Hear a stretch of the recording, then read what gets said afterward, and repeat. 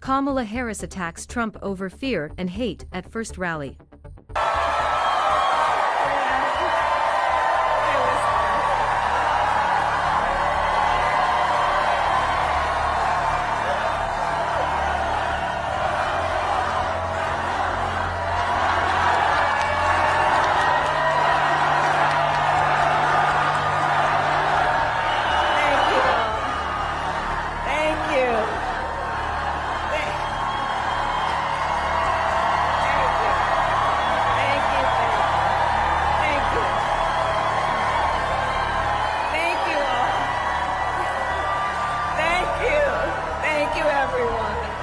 Thank you.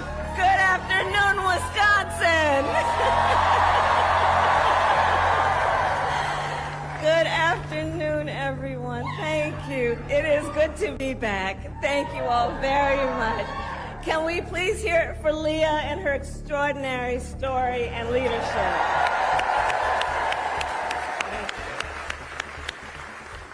And I do believe our teachers do God's work. They teach other people's children, and God knows we don't pay them enough. Let's thank Him. And it is so good to be here and be back with so many extraordinary leaders, including my friend, the great governor of Wisconsin, Tony Evers. He's here somewhere. My dear friend, Senator Tammy Baldwin. And you know, I had the privilege of serving with Tammy when I was in the United States Senate, and she is always fighting for the people of this state, and I know that the folks that are here are going to make sure you return her to Washington, D.C. in November.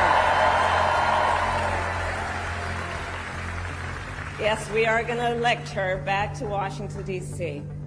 It is so good to be here also with Lieutenant Governor Sarah Rodriguez, Attorney General Josh Cole, Wisconsin Secretary of State Sarah Godlewski, County Executive David Crowley, Mayor Cavalier Johnson, and the great State Party Chair Ben Wickler, who I have worked with. Ben, you and I have been working together for years, and I can attest he knows how to build the infrastructure that delivers wins up and down the ballot. Thank you, Ben.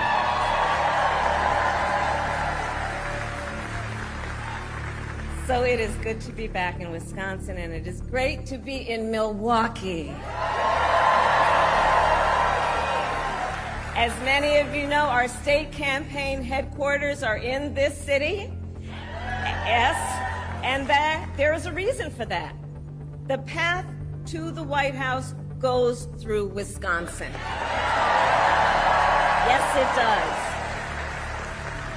And to win in Wisconsin, we are counting on you right here in Milwaukee. And you all helped us win in 2020. And in 2024, we will win again. Yes, we will. So, Milwaukee, I want to start by saying a few words, and I could really speak at length, but a few words about our incredible President Joe Biden.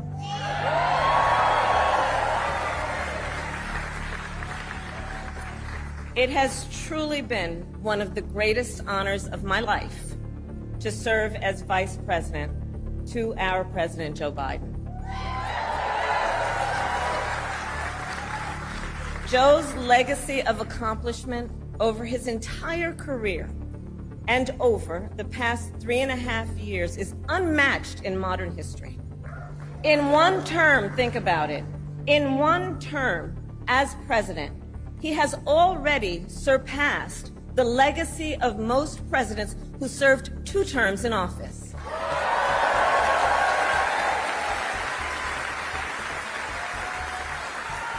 And I know we are all deeply, deeply grateful for his continuing service to our nation.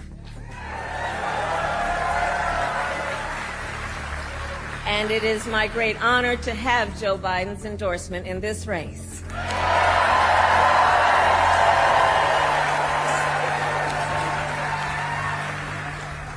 So, Wisconsin, I am told as of this morning that we have earned the support of enough delegates to secure the Democratic nomination.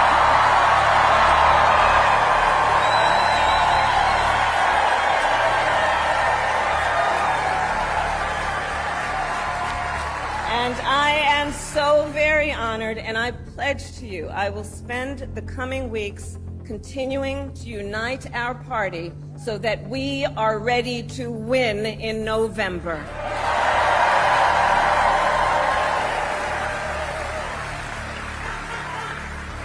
So, friends, we have 105 days until Election Day, and in that time, we've got some work to do. But we're not afraid of hard work. We like hard work, don't we? And we will win this election. Yes, we will. So as Leah told you, before I was elected vice president, before I was elected United States Senator, I was elected Attorney General of the state of California, and I was a courtroom prosecutor before then. And in those roles, I took on perpetrators of all kinds. Predators who abused women, fraudsters who ripped off consumers, cheaters who broke the rules for their own gain. So hear me when I say, I know Donald Trump's type.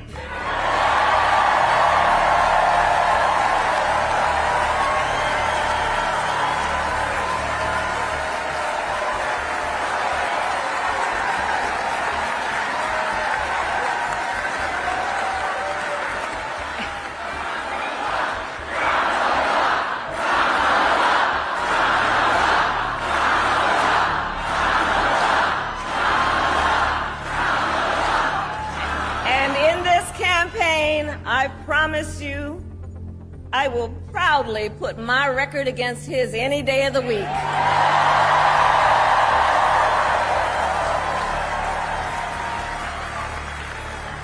As Attorney General of California, I took on one of our country's largest for-profit colleges that was scamming students.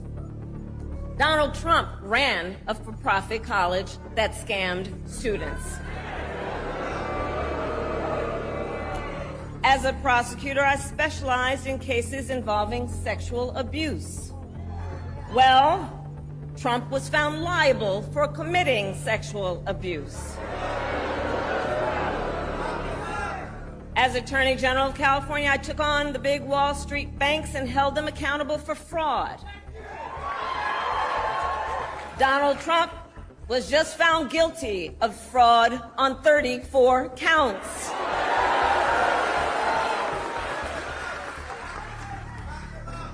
But let's also make no mistake, this campaign is not just about us versus Donald Trump. This campaign is about who we fight for. This is about who we fight for. Just look at how we are running our campaigns. So Donald Trump is relying on support from billionaires and big corporations. And he is trading access in exchange for campaign contributions. A couple months ago, you all saw that a couple months ago at Mar-a-Lago, he literally promised big oil companies, big oil lobbyists, he would do their bidding for $1 billion in campaign donations. On the other hand, we are running a people-powered campaign.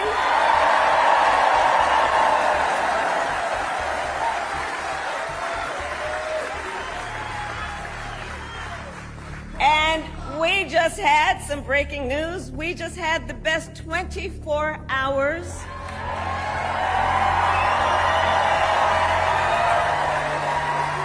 of grassroots fundraising in presidential campaign history.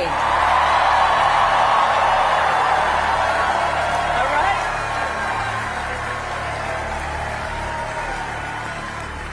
And because we are a people-powered campaign, that is how you know we will be a people-first presidency.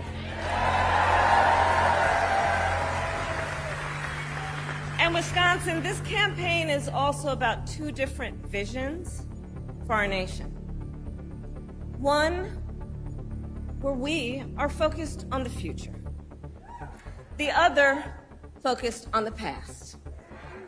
We believe in a future where every person has the opportunity not just to get by, but to get ahead.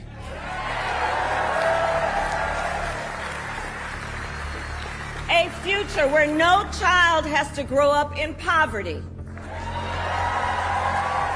Where every worker has the freedom to join a union.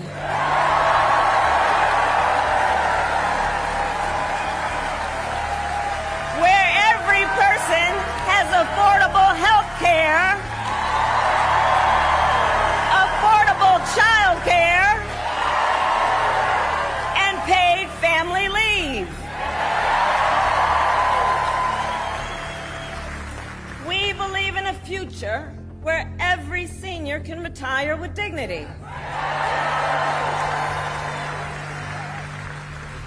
So all of this is to say, building up the middle class will be a defining goal of my presidency.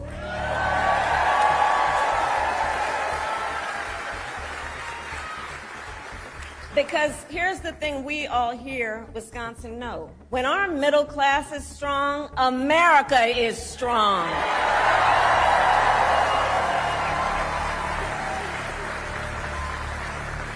But Donald Trump wants to take our country backward. He and his extreme Project 2025 agenda will weaken the middle class. Like, we know we got to take this seriously. Can you believe they put that thing in writing? Read it. It's 900 pages. But here's the thing. When you read it, you will see Donald Trump intends to cut Social Security and Medicare. He intends to give tax breaks to billionaires and big corporations and make working families foot the bill. They intend to end the Affordable Care Act and take us back then to a time when insurance companies had the power to deny people with pre-existing conditions. Remember what that was like? Children with asthma, women who survived breast cancer, grandparents with diabetes. America has tried these failed economic policies before, but we are not going back. We are not going back. Not going back. We're not going back. We are not going back.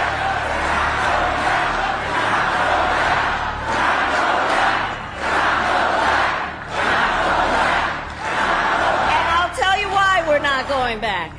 Because ours is a fight for the future. And it is a fight for freedom. Generations of America's, generations, and we have to remember this, the shoulders on which we stand, generations of Americans before us led the fight for freedom. And now, Wisconsin, the baton is in our hands.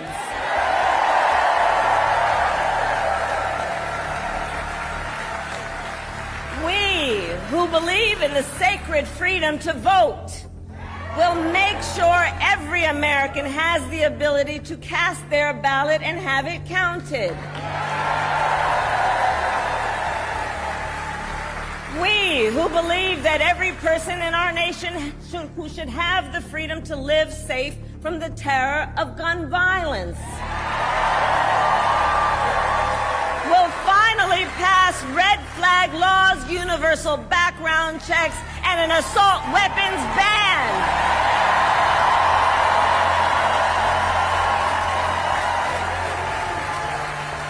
And we, who believe in reproductive freedom, will stop Donald Trump's extreme abortion bans because we trust women to make decisions about their own body and not have their government tell them what to do.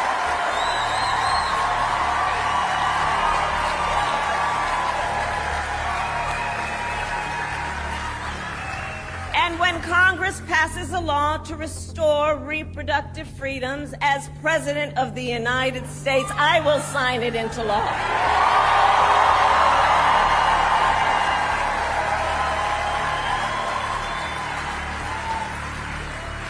So, Wisconsin, ultimately in this election, we each face a question. What kind of country do we want to live in? A country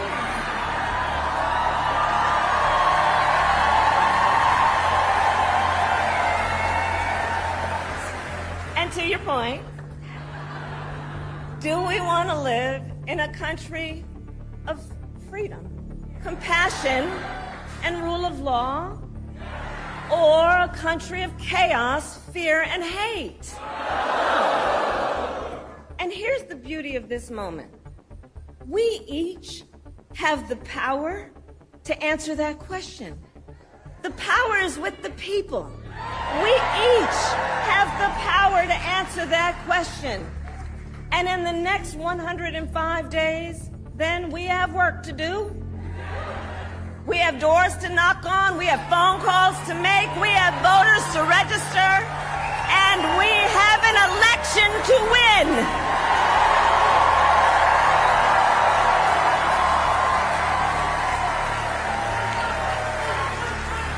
So, Wisconsin, today I ask you, are you ready to get to work? Do